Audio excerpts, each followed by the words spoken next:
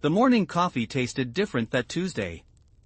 Bitter, somehow more acidic than usual, as if the beans themselves had absorbed the tension that had been building in our kitchen for weeks. I sat at our worn oak table, the same one Sarah and I had bought at that antique shop in Vermont during our honeymoon 15 years ago, and watched her move through her morning routine with the precision of a dancer who had performed the same choreography 1,000 times. She stood at the counter, her auburn hair catching the early sunlight streaming through our gauze curtains, and I noticed how she held her shoulders just a little too straight, like someone bracing for impact. The scent of her lavender shampoo mixed with the rich aroma of French roast, creating a familiar comfort that felt increasingly hollow. Her fingers, pale and slender, wrapped around her favorite ceramic mug, the blue one with the tiny chip on the handle that she refused to throw away because it was from our first apartment together. "I have to work late again tonight," she said without turning around, her voice carrying that same careful neutrality it had held for months now. The refrigerator hummed its mechanical tune, and somewhere in the distance, our neighbor was starting his motorcycle, the engine growling to life in the crisp October air. I nodded, though she couldn't see me, and took another sip of that bitter coffee. Third time this week. The words came out flatter than I intended, but I was tired of pretending everything was normal when nothing had felt normal since last spring. Sarah turned then, and I caught something in her hazel eyes, a flicker of something that might have been guilt or fear or maybe just exhaustion. She was 38 now, same age as me, but lately she looked older, like she was carrying invisible weight that bent her spine just slightly forward when she thought no one was watching. "The Henderson project is really demanding," she said, smoothing down her black pencil skirt with hands that trembled just barely enough to notice. "You know how these corporate lawyers can be. Every detail has to be perfect." I did know. Sarah worked as a paralegal at Morrison, Blake & Associates, had for the past 12 years. She was meticulous, dedicated, the kind of person who stayed late to triple-check filing deadlines and caught mistakes that saved her bosses thousands of dollars. It was one of the things I'd fallen in love with, that careful attention she paid to everything important in her life. Except lately, I wasn't sure I was still on that list of important things. The kitchen fell quiet except for the tick of our grandfather clock in the hallway, a wedding gift from her grandmother that chimed every hour with a melody that used to make us both smile.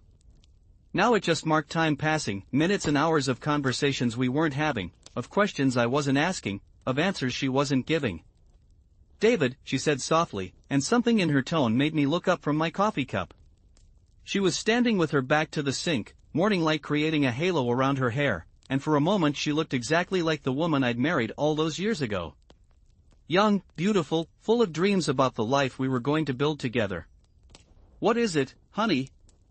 She opened her mouth, then closed it again, her lips pressing together in that way they did when she was struggling with something difficult. I could smell her perfume from across the kitchen, that light floral scent she'd worn since college, and it triggered 1,000 memories of better mornings, easier conversations, simpler times. "Nothing," she finally said, shaking her head. "I just love you. I want you to know that." The words should have warmed me, should have eased the knot of anxiety that had taken up permanent residence in my chest. Instead, they felt like an apology for something I didn't understand yet. I stood up and crossed to her, my bare feet silent on the cold tile floor, and pulled her into my arms. She fit against me the way she always had, her head tucked perfectly under my chin, her body warm and familiar. But there was a stiffness there now, a subtle resistance that made me feel like I was hugging a stranger wearing my wife's perfume. "I love you too," I whispered into her hair, meaning it completely and wondering why it felt like a lie. She pulled back and kissed me, a soft, lingering kiss that tasted like toothpaste and unspoken secrets, then grabbed her purse and briefcase from the counter. "I'll call you later," she said, already moving toward the garage door. And then she was gone, leaving behind only the fading scent of lavender and the echo of her heels on the concrete floor of our garage. I stood in our kitchen, surrounded by the debris of breakfast we hadn't shared, and tried to shake the feeling that my wife had just said goodbye to more than just the morning. The house felt impossibly quiet after the garage door rumbled shut. I finished my coffee, bitter dregs and all, and tried to focus on my own morning routine. Shower, shave, brush my teeth, get dressed for another day at the engineering firm where I'd worked for the past decade. Normal things, ordinary things, the kind of routine that was supposed to anchor a life and make sense of the world. But nothing made sense anymore. It had started with small things. Phone calls that ended abruptly when I walked into the room. A new password on her laptop that she claimed to have forgotten when I asked about it. Receipts in her purse for restaurants I'd never been to, for amounts that seemed too expensive for lunch alone. Late nights at the office that had become a pattern rather than an exception. I told myself I was being paranoid. Marriage counselors always said that trust was the foundation of any relationship, and Sarah and I had built our entire life on that foundation. We'd weathered her father's death 3 years ago, my mother's cancer scare, 2 miscarriages that had left us both raw and grieving, and a dozen smaller crises that had only made us stronger. Or so I thought. But as autumn deepened and the leaves on our maple trees turned brilliant shades of red and gold, the small things began adding up to something larger, something that sat in my stomach like a stone and made me wake up at 3 in the morning with my heart pounding for reasons I couldn't name. The breaking point came on a Thursday evening in late November. I'd gotten home early from work, unusual for me during budget season, and decided to surprise Sarah with dinner from Antonio's, the little Italian place where we'd had our first date. The house smelled like the vanilla candles she loved, and soft jazz was playing from the Bluetooth speaker in the living room, creating an atmosphere that reminded me of evenings when we were young and everything felt possible. I was in the kitchen, unpacking containers of chicken marsala and garlic bread, when I heard her car in the driveway. But instead of the familiar sound of the garage door opening, I heard her car door slam in our front driveway. Odd, but not alarming. Maybe she had groceries, or her arms were full of files from work. I walked to our front window and pushed aside the sheer curtain, expecting to see her juggling briefcase and purse and whatever else had kept her from using the garage. Instead, I saw something that made my blood turn cold in my veins. Sarah was standing next to her silver Honda Civic, but she wasn't alone. A man I'd never seen before was with her, tall and lean with dark hair and wearing a charcoal gray suit that looked expensive. They were standing close together, closer than strangers, closer than colleagues, and as I watched through the window, he reached out and touched her cheek with a familiarity that made my chest tighten. She was smiling at him, the kind of smile I hadn't seen on her face in months. Bright, genuine, the smile that had made me fall in love with her in a crowded coffee shop 17 years ago. And then, as I stood frozen behind our curtain, she rose up on her toes and kissed him. Not a friendly peck on the cheek. Not a professional goodbye. A real kiss, soft and lingering, the kind of kiss that spoke of intimacy and history and secrets shared in darkness. My hands began to shake, and I had to grip the windowsill to keep from falling backward. The rational part of my mind scrambled for explanations. Maybe he was a client, and this was just European-style greeting behavior. Maybe he was an old friend she'd run into unexpectedly. Maybe there was some perfectly innocent explanation for why my wife of 15 years was kissing a stranger in our driveway while soft jazz played in our living room and chicken marsala grew cold on our kitchen counter. But my heart knew better. My heart was already breaking, already understanding what my mind refused to accept. They talked for a few more minutes, their voices too low for me to hear through the window. I watched them with the morbid fascination of someone watching their own life collapse, unable to look away even though every second felt like a small death. The man handed her something, an envelope or maybe a small package, and she tucked it quickly into her purse. Then he got into a black BMW that I hadn't noticed before and drove away, his taillights disappearing around the corner of Maple Street like they'd never been there at all. Sarah stood in our driveway for a long moment after he left, her shoulders rising and falling with deep breaths, her hands pressed flat against her thighs like she was trying to steady herself. In the glow of our porch light, she looked beautiful and guilty and like a stranger I'd never met. I let the curtain fall back into place and somehow made it to our couch before my legs gave out completely. The leather felt cold against my skin, and I could hear my own heartbeat in my ears, loud and erratic like a bird trapped in my chest. The jazz music that had seemed so romantic 20 minutes ago now sounded mournful, discordant, like a funeral dirge for everything I thought I knew about my life. The front door opened with its familiar creak, the one I'd been meaning to fix for months. "David?" Sarah's voice called out, bright and normal, as if she hadn't just been kissing another man in our driveway. "Are you home? I thought I saw your car." "In here," I managed to say, surprised that my voice sounded relatively normal when everything inside me was screaming.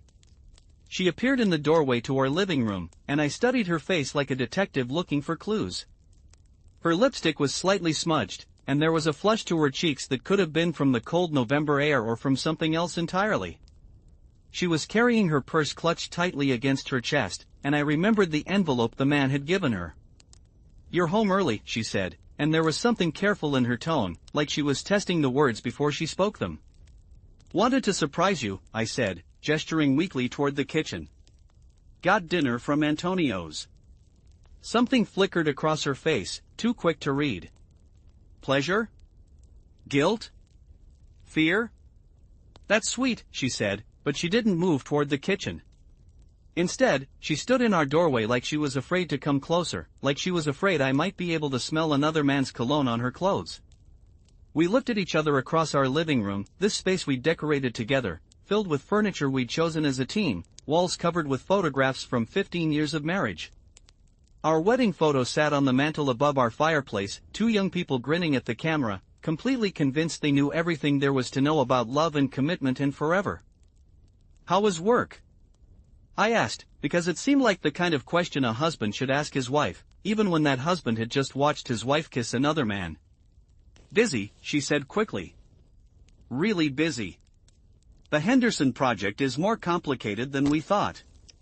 She shifted her weight from one foot to the other, her high heels clicking softly against our hardwood floor. "I might need to work this weekend too." The lie sat between us like a physical presence, thick and poisonous. I wanted to grab her by the shoulders and demand the truth. I wanted to scream and throw things and ask her how she could stand there lying to my face when I just watched her betray everything we'd built together. Instead, I nodded and said, "Whatever you need to do, honey. I understand." Because what was the alternative? Accuse her based on what I'd seen through a window? Demand explanations when I wasn't sure I wanted to hear them? Destroy everything on the possibility that I'd misunderstood what was right there in front of me? She smiled then, a quick, relieved smile that told me more than any confession could have. "I'm going to go change," she said. "Give me 5 minutes, and then we can eat." She disappeared up our stairs, her heels tapping against each step, and I sat alone in our living room listening to the sound of our life continuing as if nothing had changed, as if the foundation hadn't just developed a crack that went all the way down to the bedrock. The chicken marsala was cold by the time we sat down to eat it, but neither of us mentioned that fact. We sat at our oak table, the same one where I'd been drinking bitter coffee that morning, and made conversation about ordinary things. My project at work, her mother's upcoming visit for Christmas, whether we needed to have the furnace serviced before winter really set in. All the while, I kept thinking about the man in the charcoal suit, the way Sarah had smiled at him, the envelope she tucked into her purse. I kept stealing glances at that purse where it sat on our kitchen counter, wondering what secrets it contained, what evidence of a life I knew nothing about. That night, I lay in our bed listening to Sarah breathe beside me, her body warm and familiar under our down comforter. She'd fallen asleep quickly, the way she always did when she was exhausted, but sleep eluded me completely. Every time I closed my eyes, I saw that kiss, saw the way she'd touched his face, saw the smile that had transformed her into someone I didn't recognize. The digital clock on my nightstand glowed red in the darkness. 2:37 in the morning. I turned onto my side and studied my wife's sleeping face, the way the moonlight streaming through our bedroom window caught the silver threads that had started appearing in her hair, the small lines around her eyes that spoke of laughter and worry in the passage of 15 years. She looked peaceful, innocent, like the woman I'd married. But appearances, I was learning, could be devastatingly deceiving. Around 4 in the morning, I gave up on sleep entirely and crept downstairs to our home office. It was a small room off our living room that we'd converted from a den, filled with filing cabinets and bookshelves and the desk where Sarah did her work when she brought cases home. The computer hummed quietly as it booted up, the blue glow of the monitor harsh in the pre-dawn darkness. I told myself I was just going to check some work emails, maybe get a head start on the day since I was already awake. But my fingers had other ideas. Before I fully realized what I was doing, I had opened our joint banking account online and was scrolling through months of transactions. Most of it was exactly what I expected. Mortgage payments, utility bills, groceries, gas, the ordinary expenses of two people building a life together. But as I scrolled back further, patterns began to emerge that made my stomach clench with recognition. Charges at restaurants I'd never been to, always for amounts that suggested 2 meals rather than one. A hotel in downtown Denver, charged on a Tuesday when Sarah had supposedly been working late. Multiple transactions at a jewelry store I didn't recognize, for amounts that seemed significant. Cash withdrawals, small but frequent, adding up to hundreds of dollars over the course of several months. Each line item was a small betrayal, a tiny piece of evidence that my wife was living a life I knew nothing about. I printed out the bank statements with hands that shook so badly I could barely operate the printer, then sat in our office chair staring at pages of numbers that told a story I didn't want to believe. The sun was starting to rise by the time I heard movement upstairs. Sarah's alarm clock, the shower running, the familiar sounds of her morning routine. I quickly shut down the computer and hid the bank statements in a filing cabinet, though I wasn't sure why I was protecting her privacy when she'd clearly stopped protecting mine. I was back in the kitchen, making fresh coffee and pretending to read the morning paper, when she came downstairs. She was wearing a deep blue dress I'd never seen before, her hair styled in soft waves that framed her face beautifully. She looked stunning, and the thought that she might be dressing for someone else made me feel physically ill. "You're up early," she said, pouring herself coffee into that same chipped blue mug. "Couldn't sleep," I replied honestly.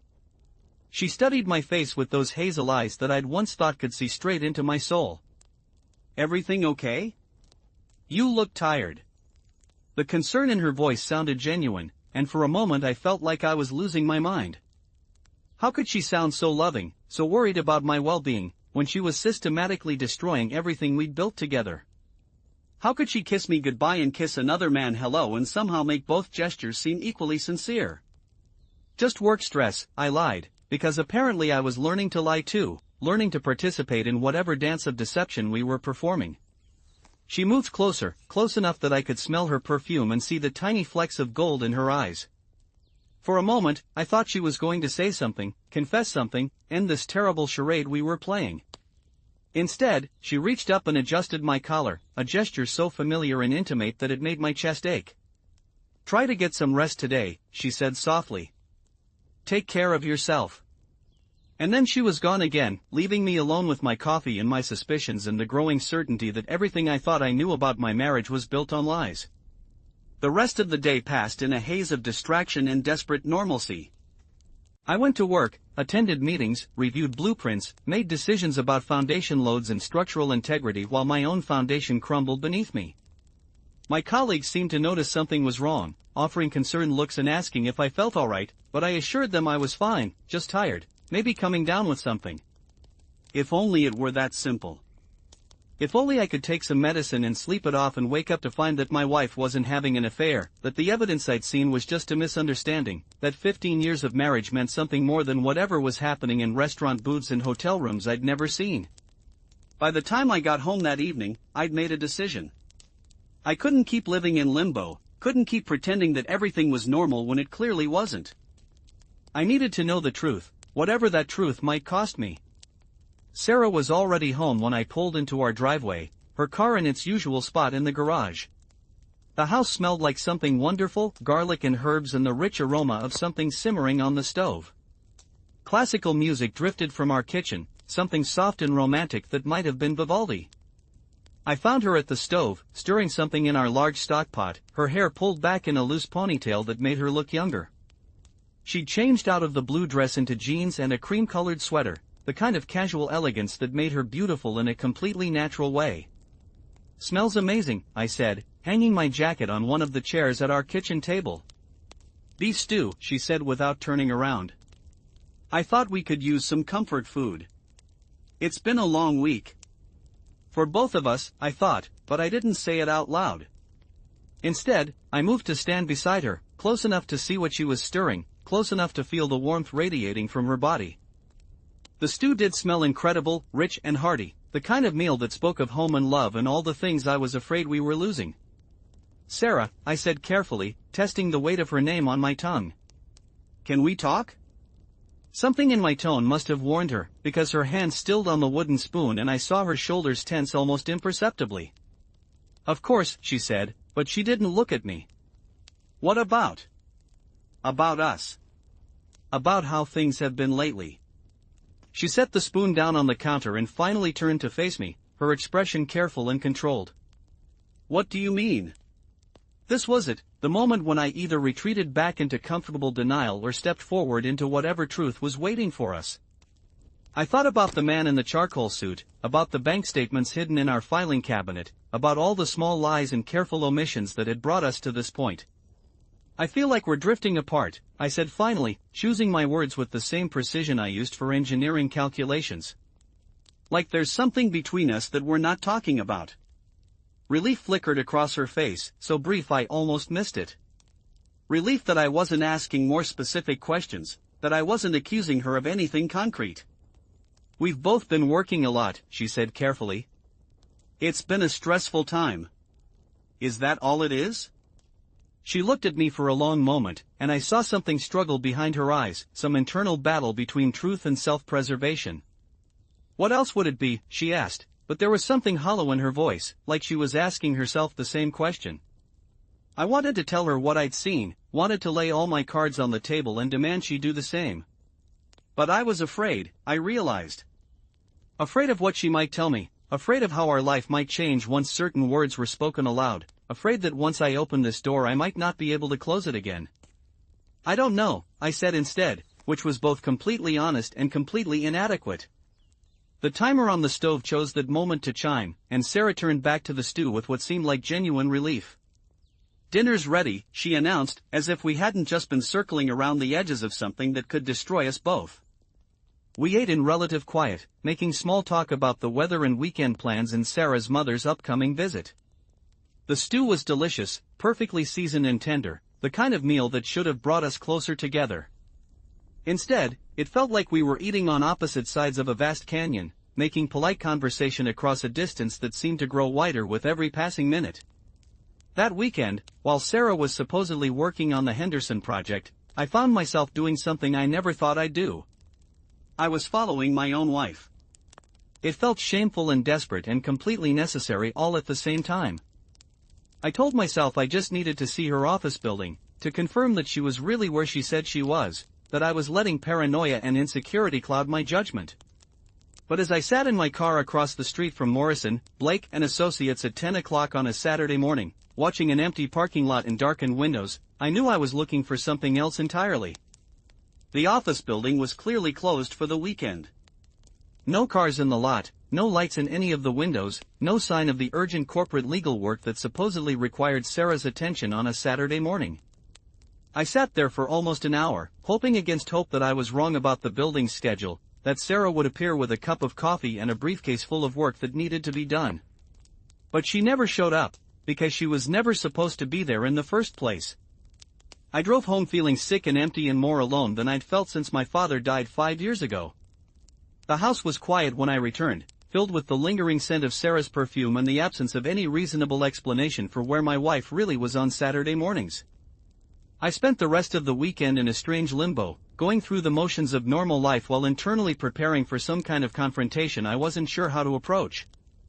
Sarah came home Saturday evening with stories about document review and depositions, lies delivered with such smooth confidence that I found myself almost believing them despite the evidence of my own eyes. Sunday was worse. We went to church together, sitting in the same pew we'd occupied for years, listening to Reverend Matthews talk about faith and trust and the sacred bonds of marriage. Sarah sang the hymns in her clear, sweet voice, and held my hand during the prayer, and smiled at our neighbors with the same warm authenticity that had always made her popular in our community. And all I could think about was how well she could lie, how completely she could inhabit a role that was apparently only part of who she really was. The breaking point came the following Tuesday, when I came home from work to find Sarah on our back porch, talking on her phone in a voice I barely recognized. Soft, intimate, full of laughter and affection that I hadn't heard directed at me in months. I stood just inside our kitchen door, close enough to hear but hidden by the curtains, and listened to my wife talk to someone who clearly meant more to her than I did. "I miss you too," she was saying, her voice warm with feeling. "It's been too long since we had time alone together." A pause, then laughter that made my chest tight with recognition. "No, he doesn't suspect anything.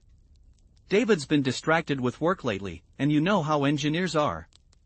Once they're focused on a project, they don't notice anything else." The casual dismissal in her voice hurt almost as much as the confirmation of what I'd already feared. She wasn't just having an affair, she was actively deceiving me, using my trust and my supposed obliviousness as cover for whatever relationship she was having with the man in the charcoal suit. "Tomorrow night would be perfect," she continued. "I'll tell him I'm working late again. He never questions it anymore." Another pause, then something that sounded almost like a purr. "I love you too. I can't wait to see you." I backed away from the door on legs that felt unsteady, my heart pounding so hard I was surprised she couldn't hear it through the walls. I made it to our living room and sank onto the couch, staring at our wedding photo on the mantel and trying to reconcile the woman in that picture with the stranger I'd just heard on the phone. When Sarah came back inside a few minutes later, I was pretending to read a magazine, though I couldn't have told you what article was in front of me if my life depended on it. "Who was that?" I asked, trying to keep my voice casual. "Just someone from work," she said smoothly. "Discussing the Henderson project." Another lie, delivered with the same ease as all the others. I nodded and turned a page I hadn't read, and wondered how many other conversations I'd missed, how many other lies I'd accepted without question, how long this had been going on right under my nose. That night, I waited until Sarah was asleep and then crept back downstairs to our office.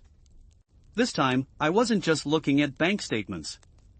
I was looking for anything that might help me understand what was happening to my marriage, any clue that might explain how 15 years of love and trust had deteriorated into this elaborate deception. I started with her desk, carefully searching through drawers full of legal pads and office supplies and case files. Most of it was exactly what I expected, the ordinary detritus of a paralegal's work life. But in the bottom drawer, hidden beneath a stack of old case files, I found something that made my hands shake. It was a small wooden box, the kind used for jewelry or other precious items. Inside, wrapped in tissue paper, was a silver bracelet I'd never seen before. Expensive looking, delicate, with an inscription on the inner surface that made my stomach drop. "To my beautiful wife. Forever yours, M." My beautiful wife. Not girlfriend, not lover. Wife. I stared at the inscription until the letters blurred together, trying to process what I was seeing. Sarah was someone else's wife?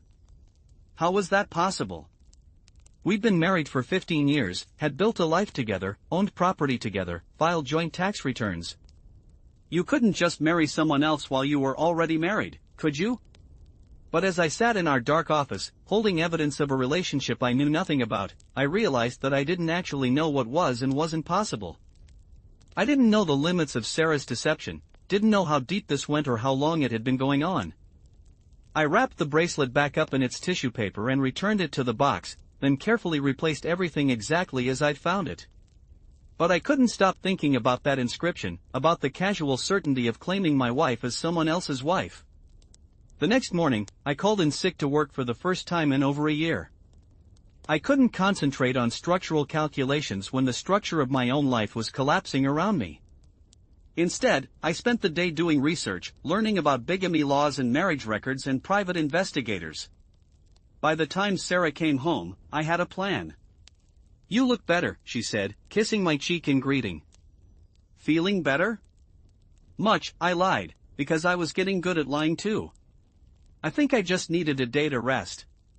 She smiled, the kind of bright, genuine smile that reminded me why I'd fallen in love with her in the first place. "I'm glad. I worry about you when you're not feeling well."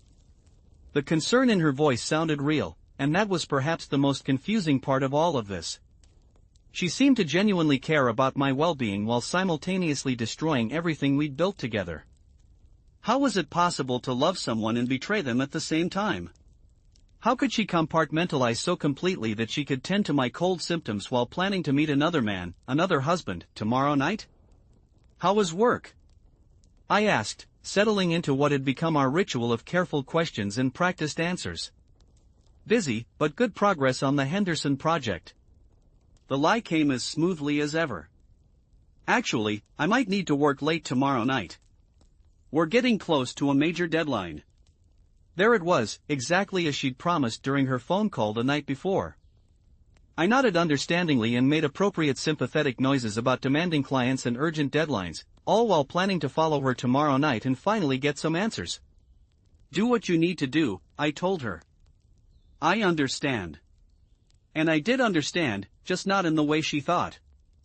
Thursday evening arrived gray and drizzling, the kind of weather that matched my mood perfectly. I left work early, telling my supervisor I still wasn't feeling completely well, which wasn't entirely a lie. I felt sick with anticipation and dread, nauseated by what I might discover but unable to stop myself from seeking the truth. I was home by 4:30, giving me plenty of time to prepare for what felt like surveillance of my own life. I changed into dark clothes, filled a thermos with coffee, and tried to eat something substantial since I didn't know how long I might be waiting in my car. The food tasted like cardboard, but I forced it down anyway. Sarah arrived home at her usual time, around 6:15, carrying her briefcase and wearing the same carefully neutral expression she'd perfected over the past several months. She seemed more animated than usual, though, with a subtle energy that reminded me of how she used to get before special occasions when we were first married. "How are you feeling?" she asked, hanging up her coat in our front closet. "Better," I said. "I think I'm finally over whatever that was." "Good. I hate seeing you sick." She kissed my forehead, a gesture that felt both loving and patronizing. "I'm going to grab a quick shower, and then I need to head back to the office. This Henderson thing is really heating up." I nodded and watched her disappear upstairs, listening to the familiar sounds of her evening routine. Shower running, hair dryer humming, the soft thud of dresser drawers opening and closing. Normal sounds, domestic sounds, the soundtrack of a marriage that appeared functional on the surface. When she came back downstairs an hour later, I nearly choked on my coffee. She was wearing a black dress I'd never seen before, something elegant and sophisticated that hugged her figure in a way that was both professional and subtly sexy. Her hair was styled in soft waves, and she was wearing makeup more carefully applied than seemed necessary for document review. "New dress?" I asked, trying to keep my voice casual. She glanced down at herself as if she'd forgotten what she was wearing. "Oh, this old thing? I've had it forever." Another smooth lie. "I just wanted to look professional for this client meeting." Client meeting at 8 o'clock on a Thursday night. Right. I watched her gather her purse and briefcase, noting how she checked her appearance in the hallway mirror, how she touched up her lipstick with the care of someone preparing for a date. She looked beautiful, radiant even, in a way that made my chest ache with the knowledge that none of that beauty was meant for me. "I'll probably be very late," she said, kissing me goodbye with lips that tasted like strawberry gloss. "Don't wait up." "I won't," I promised, which was true in a way she wouldn't expect. I gave her a 15-minute head start, then grabbed my keys and headed out into the drizzling evening. My hands were shaking as I started my car, and I had to take several deep breaths to steady my nerves. I was about to follow my own wife, about to spy on the person I'd promised to love and honor and trust above all others. But trust, I was learning, was a two-way street, and Sarah had taken the exit ramp months ago. I caught sight of her silver Civic 3 blocks from our house, heading in the opposite direction from her office downtown. Instead, she was driving toward the upscale part of the city, where the restaurants were expensive and the hotels had marble lobbies and no one asked questions about guests who paid in cash. I followed at a careful distance, my heart pounding with the rhythm of the windshield wipers. The traffic was light for a Thursday evening, and I was terrified she might notice my headlights in her rearview mirror, might recognize my car and realize that her carefully constructed deception was crumbling. But Sarah seemed focused on her destination, driving with the purposeful confidence of someone who'd made this journey many times before. She turned into the parking lot of the Riverside Inn, a boutique hotel I'd driven past countless times but never entered. It was the kind of place that catered to business travelers and romantic getaways, with soft lighting and discreet service and rooms that cost more per night than we usually spent on entertainment in a month. I parked across the street, hidden in the shadows of a row of elm trees, and watched through my rain-streaked windshield as Sarah pulled up to the hotel's entrance. The same black BMW I'd seen in our driveway was already there, waiting. The man in the charcoal suit stepped out of the BMW and approached Sarah's car with the easy familiarity of long practice. He opened her door for her, helped her out with a hand on her elbow, and then pulled her into an embrace that left no doubt about the nature of their relationship. They kissed right there under the hotel's elegant awning, in full view of anyone who might be watching, with the unhurried intimacy of a couple who had nothing to hide from each other and everything to hide from the world. Sarah melted into him the way she used to melt into me, her body fitting against his like they were two parts of the same whole. I watched them disappear into the hotel lobby, his hand on the small of her back, her laughter carrying faintly across the rain-dampened parking lot. Then I sat alone in my car, surrounded by the smell of coffee and disappointment, and tried to process what I'd just witnessed. My wife wasn't just having an affair. She was having a relationship, complete with romantic dinners and hotel room trysts and all the small intimacies that I'd thought belonged exclusively to us. She was living a double life, and she was apparently very good at it. I waited in that parking lot for over 3 hours, watching the hotel's glowing windows and wondering which room contained my wife and her lover. The rain stopped and started again, and other cars came and went, and I sat there like a detective on a stakeout, except the crime being committed was against my own heart. When Sarah and the man finally emerged from the hotel, it was nearly midnight. They stood under the awning again, talking quietly, their faces close together in the yellow glow of the hotel's exterior lighting. She was carrying a small gift bag that hadn't been there when she went in, and he was holding her hand like he never wanted to let her go.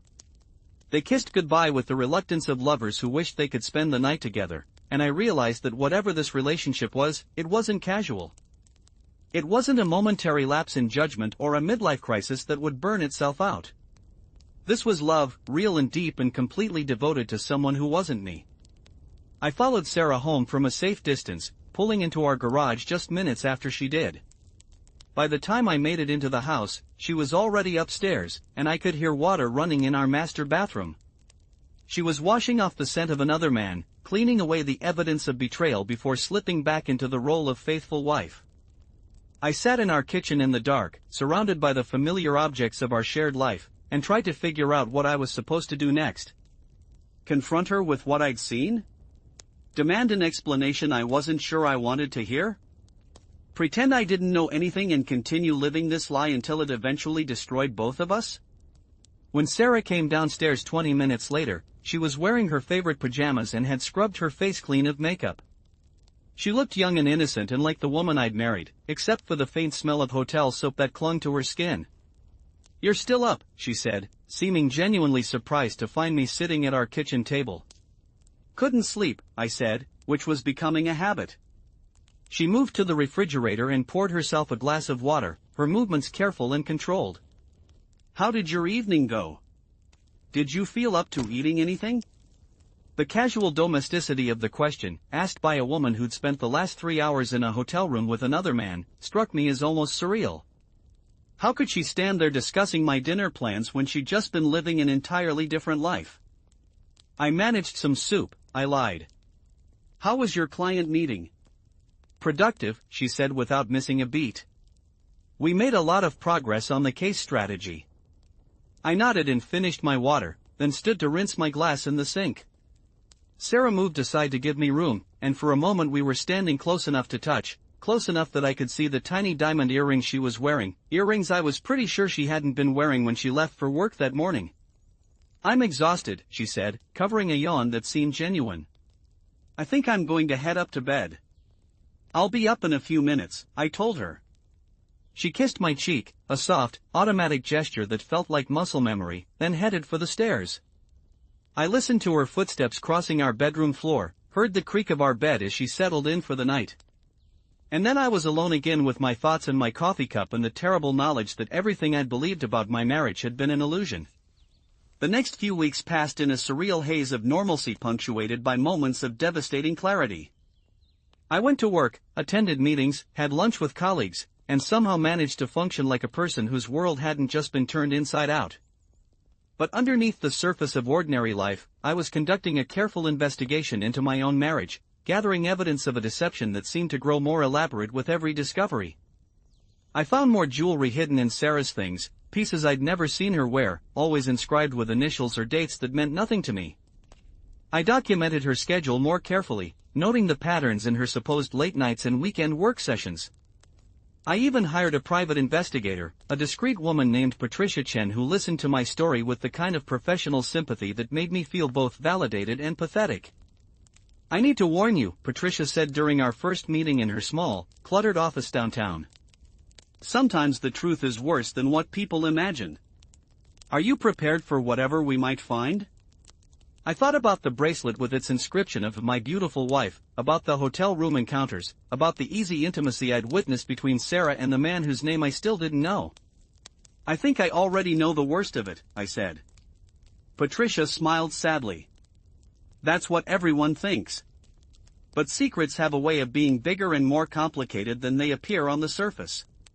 She was right, of course, though I wouldn't understand just how right until several days later when she called me at work with findings that made my stomach drop into my shoes. David, Patricia said, her voice carefully neutral in the way that meant she had bad news to deliver. I think you need to come in and see what we've found. Can you be here by 5 o'clock?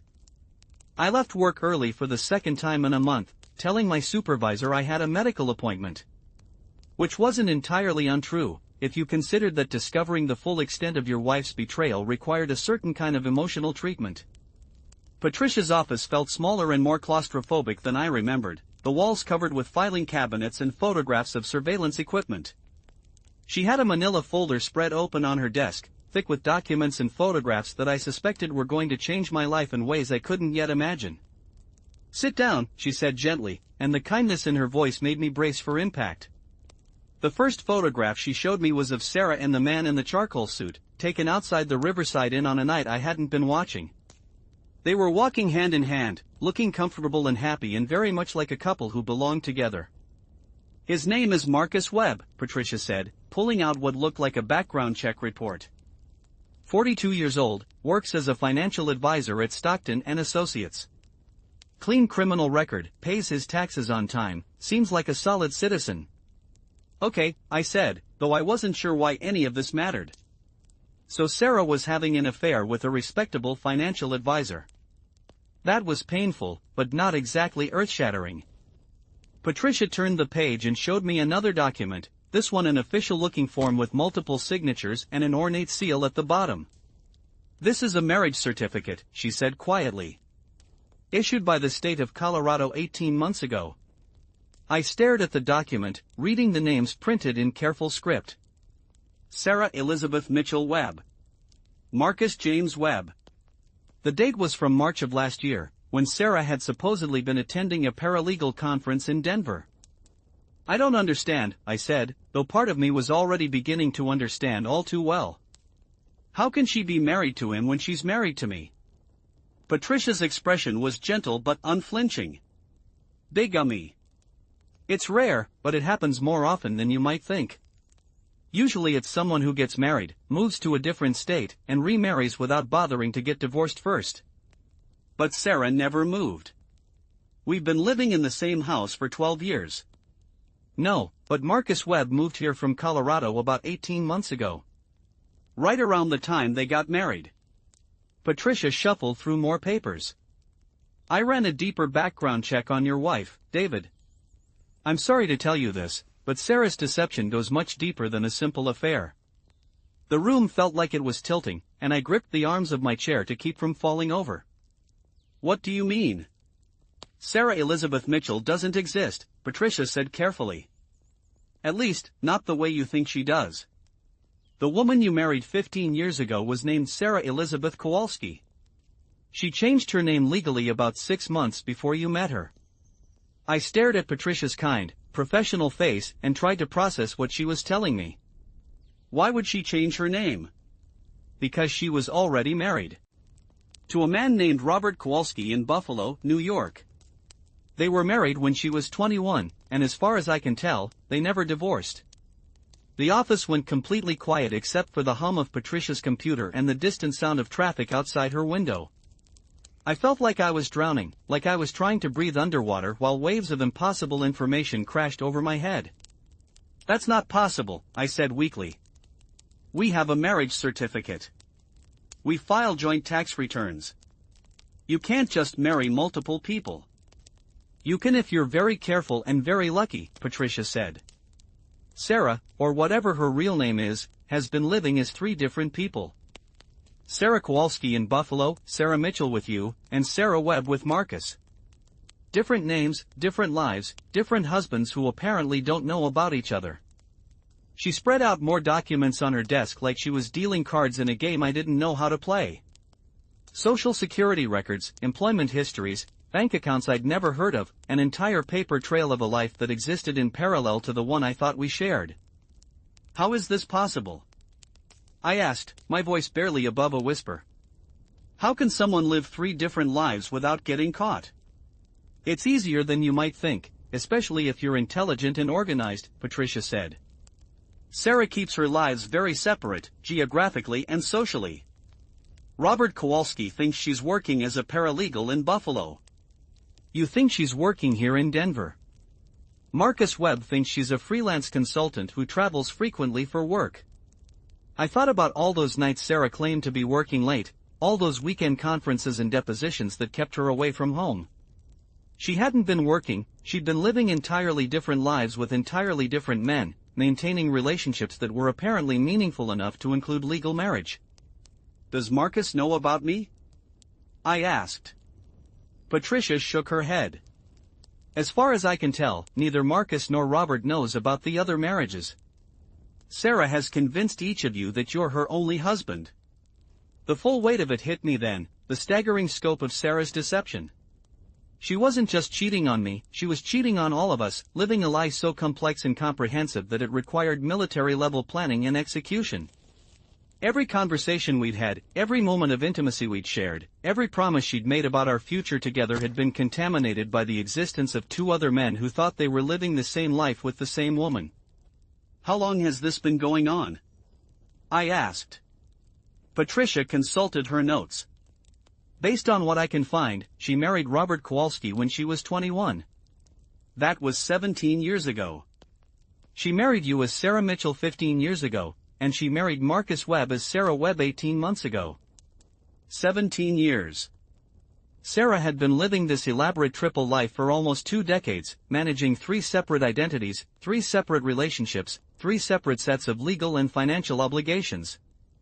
The level of organization required was staggering, as was the emotional cost of never being able to truly be herself with any of us. There's more, Patricia said gently, and I couldn't imagine what could possibly be worse than what she'd already told me. She showed me bank records, dozens of them, revealing a network of financial accounts that spanned 3 states and multiple identities. Sarah had been systematically moving money between her different lives, taking from one husband to pay expenses related to another, funding her deceptions with resources stolen from the very men she was deceiving. She's been embezzling from all of you, Patricia explained. Small amounts, carefully hidden, but consistent over many years. Based on these records, I estimate she's taken approximately $200,000 from your joint accounts over the past 5 years. $200,000. Money I'd earned through long hours and careful budgeting, money I'd thought was going toward our shared future, had instead been financing Sarah's relationships with other men. Every hotel room, every romantic dinner, every piece of jewelry inscribed to my beautiful wife had been purchased with funds stolen from the very marriage she was betraying. I sat in Patricia's office for another hour, going through document after document that revealed the stunning complexity of Sarah's deceptions. She had separate phone lines for each identity, separate email accounts, separate social media profiles. She maintained friendships and professional relationships in 3 different cities, attended social events as 3 different women, even had separate medical records under each name. It was a masterpiece of fraud, and I couldn't decide whether to be impressed or horrified by the sheer scope of what she'd accomplished. By the time I left Patricia's office, it was almost dark, and I felt like I was walking through someone else's life. The world looked the same streets and buildings and familiar landmarks, but everything felt fundamentally different now that I knew the truth about the person I'd been sharing it with. I drove home slowly, taking the long way through neighborhoods where Sarah and I had walked together during happier times, past restaurants where we'd celebrated anniversaries and parks where we'd talked about our dreams for the future. All of those memories felt tainted now, contaminated by the knowledge that Sarah had been living similar moments with other men, making similar promises, sharing similar dreams that were apparently just as false as the ones she'd shared with me. The house was empty when I arrived, which was probably for the best since I wasn't sure how I was going to face Sarah knowing what I now knew about her. I poured myself a glass of whiskey, something I rarely did, and sat in our living room surrounded by 15 years of accumulated memories that suddenly felt like evidence of an elaborate con game. Our wedding photo sat on the mantel, smiling faces full of hope and promise and complete ignorance of what the future actually held. I wondered if Sarah had felt guilty on our wedding day, knowing she was already married to someone else, or if the lies had become so natural to her that she could speak wedding vows while planning her next deception. When Sarah came home 2 hours later, carrying takeout from our favorite Thai restaurant and apologizing for being late, I looked at her with completely new eyes. She wasn't the woman I'd married, wasn't the woman I'd been living with for 15 years. She was someone else entirely, someone whose capacity for deception was so profound that I couldn't trust anything I thought I knew about her. "You look tired," she said, settling beside me on the couch with the easy intimacy of long marriage. "Rough day at work?" "You could say that," I replied, accepting the container of pad thai she offered me. We ate dinner together in our living room, making conversation about ordinary things while I studied her face and wondered how someone could lie so completely and so consistently without any visible sign of strain. She looked exactly like the woman I'd fallen in love with, sounded like her, moved with the same graceful gestures I'd memorized over the years. But she was a stranger, and I was living with someone I'd never really met. That night, I lay awake listening to Sarah breathe beside me and planning what I was going to do next. The smart thing would be to call a lawyer immediately, to protect myself financially and legally before confronting her with what I discovered. But part of me needed to understand how this had happened, needed to hear from Sarah herself how she'd managed to live such an elaborate lie for so many years. I also realized that I wasn't the only victim in this situation. Somewhere in Buffalo, Robert Kowalski was going about his daily life thinking he was married to a woman who loved only him. Somewhere else in Denver, Marcus Webb was making plans for a future with a wife who was apparently just as fictional as the Sarah I thought I knew. The next morning, I called in sick to work again and spent the day making phone calls and gathering more information. Patricia had given me contact information for both Robert Kowalski and Marcus Webb, along with a warning that reaching out to them would make the situation much more complicated. "Once you open this door," she'd said, "you can't close it again. Are you sure you're ready for all three of these marriages to come to light?"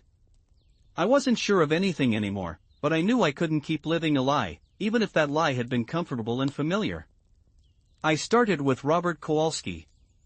According to Patricia's research, he was a high school history teacher in Buffalo, 41 years old, married to Sarah for 17 years. When I called the school where he worked, my hands were shaking so badly I could barely hold the phone. "Mr. Kowalski? This is David Mitchell from Denver, Colorado. I think we need to talk about Sarah." The silence on the other end of the line stretched so long that I thought the call might have been disconnected. Finally, Robert Kowalski spoke, his voice careful and controlled. "What about Sarah? Is she all right?" "She's supposed to be at a conference in Denver this week." "Conference in Denver?" "Of course." Sarah had told him she was traveling for work, just like she'd told me she was working late with difficult clients. "Mr. Kowalski," I said carefully, "I think there's been a misunderstanding. Sarah isn't at a conference. She's been living here in Denver. With me. We've been married for 15 years. Another long silence, then a sound that might have been a laugh or a sob. "That's impossible," Robert said finally. "Sarah is my wife. We've been married since we were both in college. She works as a paralegal here in Buffalo, and she travels sometimes for cases, but she always comes home." "Does she travel frequently?" I asked. "Does she spend a lot of nights away from home?" "Well, yes, but that's just the nature of her work. Legal cases can be very demanding." But there was uncertainty in his voice now. The first crack in a foundation I suspected was about to crumble completely. I spent the next hour on the phone with Robert Kowalski, comparing notes about the woman we both thought we were married to. The stories were remarkably similar, adjusted for geographic location and professional details. Sarah's supposed work schedule, her frequent absences, even some of the personal anecdotes she'd shared with both of us. "She told you her father died in a car accident when she was 16? Robert asked at one point. "Yes, and that her mother remarried a man she never got along with." "She told me the same thing. But last year, when I suggested we visit her mother for Christmas, she said they'd had a falling out and weren't speaking anymore." We pieced together a pattern of lies that stretched back years, small deceptions that had allowed Sarah to maintain separate lives with both of us. Every family emergency that had kept her away from one husband was actually time spent with the other. Every work conference was actually a romantic getaway. Every expression of love and commitment had been duplicated, sometimes word for word, with another man who thought he was the only recipient of such promises. By the end of our conversation, Robert Kowalski sounded as devastated as I felt. We agreed to stay in contact, to share information as we tried to unravel the extent of Sarah's deceptions, and to coordinate our next steps carefully. The call with Marcus Webb was even more difficult, partly because I'd seen him with Sarah, had witnessed the obvious love and affection between them. When I reached him at his office, he was friendly and professional until I mentioned Sarah's name.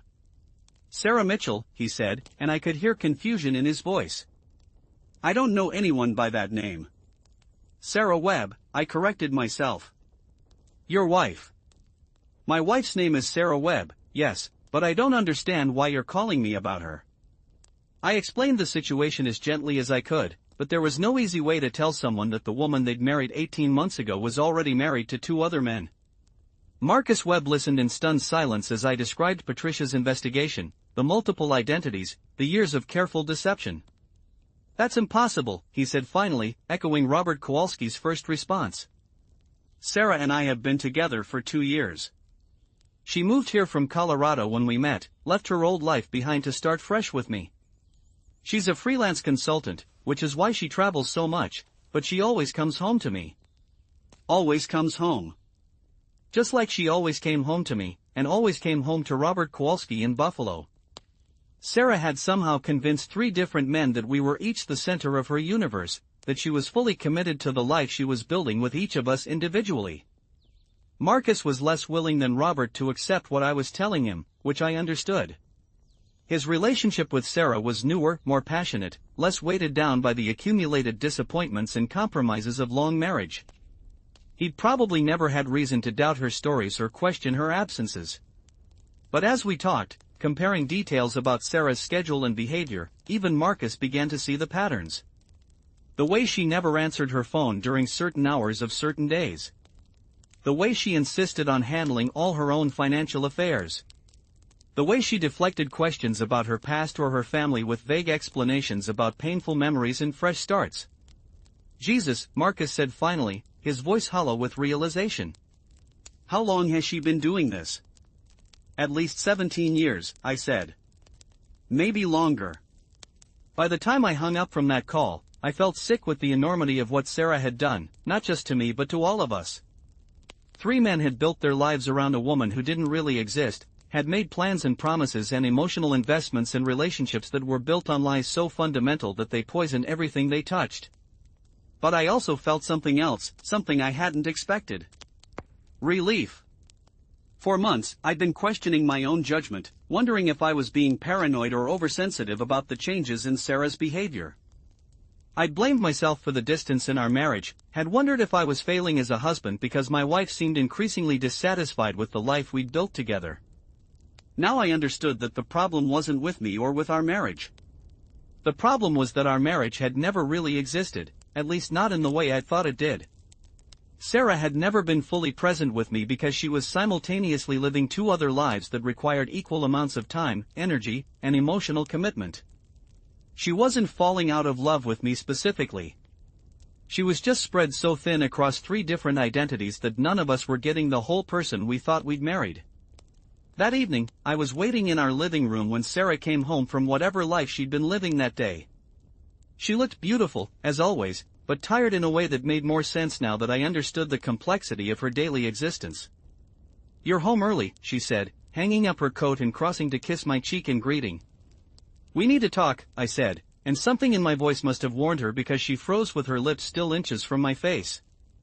"About what?" she asked carefully. "About Robert Kowalski. About Marcus Webb.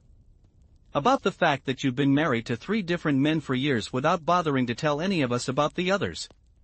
The color drained from Sarah's face so quickly that I thought she might faint.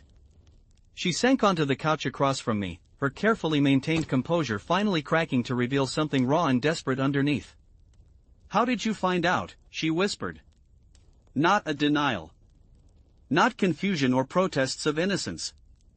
Just a quiet acknowledgement that her elaborate house of cards had finally collapsed. Does it matter?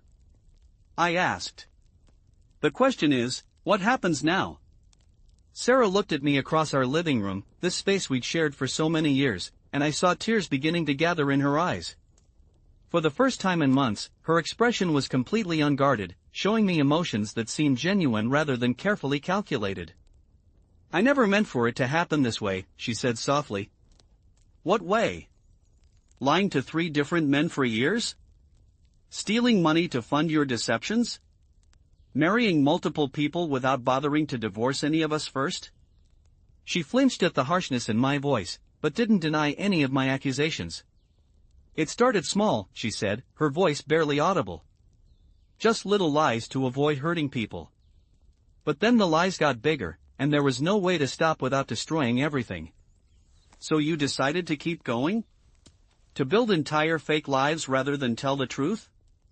"I loved all of you," she said, and there was such pain in her voice that despite everything, I almost believed her. That was the problem. I loved Robert, and I thought we were going to be together forever. But then I met you, and I loved you too, in a completely different way. And then Marcus, and it was like meeting 3 different versions of myself, 3 different possibilities for who I could be. I stared at her, trying to understand how someone could justify such elaborate betrayal in the name of love.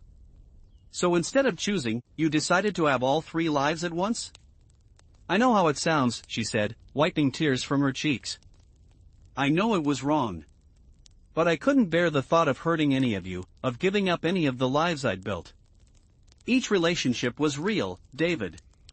What I felt for you was real. What we had together was real."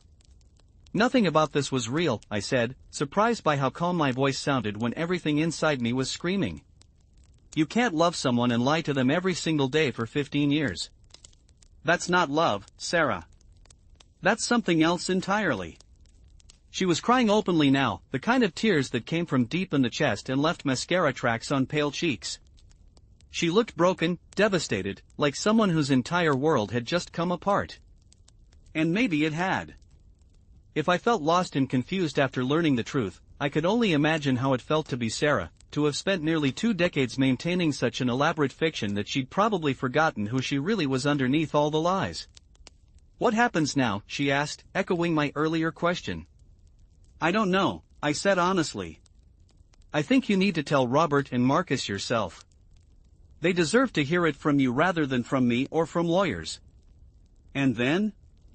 "And then I think you need to figure out who you really are when you're not being Sarah Kowalski or Sarah Mitchell or Sarah Webb." She nodded, accepting the inevitability of what was coming, the collapse of the elaborate structure she'd built to contain her multiple lives. "For what it's worth," she said softly, "I did love you. I still love you. That was never a lie."